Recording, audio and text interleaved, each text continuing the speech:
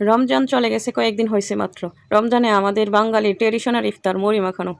আমি এই মুড়ি মাখানোটা খুব পছন্দ আমার। আমার ঘরের সবাই অনেক পছন্দ করি। তো আজকে ভাবলাম যে আরেকটা মুড়ি পার্টি হয়ে যাক ইফতারির মতন। ইফতারির মতন হবে না কারণ হচ্ছে এখন হচ্ছে ঘরে এগুলি আর বানানো হয়নি। এগুলি বাহির থেকে কিনে আনছি। যা, যা লাগে সব তো ঘরে বানিয়ে নিতেছি। সবাই মিলে একসঙ্গে মুড়ি পার্টি করব। তো এখানে আমি ধইনা পাতা, কাঁচামরিচ, পেঁয়াজ কুচি করে নিলাম। দোকান থেকে আলুর চপ, পেঁয়াজু এগুলি কিনে আনছি। সো কথা হয়েছে ওইখানে তারা তাদের মতন বাইজা বুইজা দিয়া দেয়, তেমন একটা ভালো হয় না। তারপরেও কী করার। এখন আমি ভালো করে এগুলি ভেঙে নিব। আপনারা অবশ্যই পাশে থাকবেন, দেখতে থাকুন ভিডিওটা। দেখুন কেমন হয়ে আছে, অথচ ঘরে যখন ইফতারি বানাতাম কত সুন্দর থাকতো। তো হঠাৎ করে মনে আসলো, তো তাই এগুলি করতে শুরু করলাম। যাই হোক, সবাই অবশ্যই পাশে থাকবেন, দেখবেন অনেক কষ্ট করে কাজগুলি করতেছি আপনাদের একটু দেখানোর জন্য। যদি আপনারা একটু সাপোর্ট না করেন তাহলে কিন্তু মনে অনেক কষ্ট লাগে। আপনারা একটু সাপোর্ট করবেন দয়া করে। সো এখানে প্রথমে ওইগুলি করে দিলাম। আর হ্যাঁ, ছোলা পাই নাই, ছোলা সারা বাজার খুঁজেও ছোলা পাওয়া হয়নি, ছোলা নাই। এগুলি পেঁয়াজগুলি ভালোভাবে মেখে নিছি। সব কিছু একসঙ্গে দিয়ে ভালোভাবে মেখে নিব। এখন আমাদের বিখ্যাত সরিষার তেল দিয়ে দিলাম। অবশ্যই অরিজিনাল সরিষার তেল, মেশিনে ভাঙা।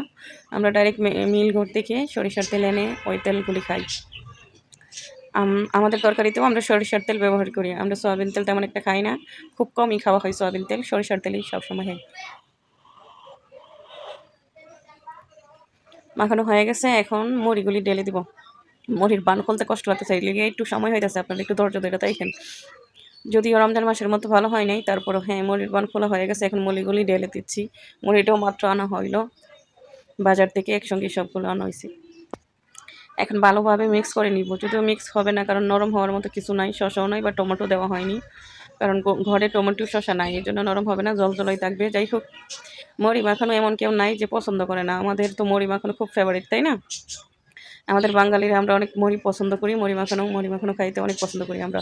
আমার মতন কে কী মুড়ি মাখানো পছন্দ করেন একটু কমেন্টসে একটু সাড়া দিয়ে আপনার নামটা একটু বইলা যায়েন। এখন আমি মাখানোর সময় কিছু চানাচুর দিয়েছিলাম, আবার উপরে কিছু চানাচুর দিয়ে দিলাম।